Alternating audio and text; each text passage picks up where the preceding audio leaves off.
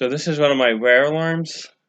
It's a MT4 on a HSPW 24 Lite plate attached to my BG12LX Violet alarms and Honeywell, I guess. So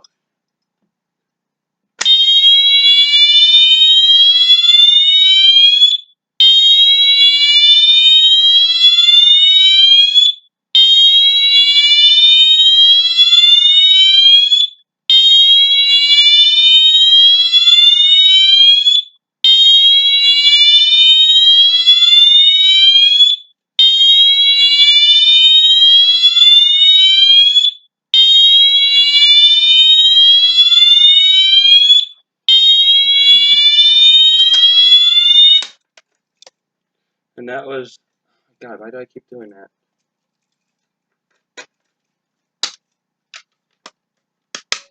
Okay, there we go. So that was that. So I'll give you a demonstration of that because I figured out how to wire it today, so why not?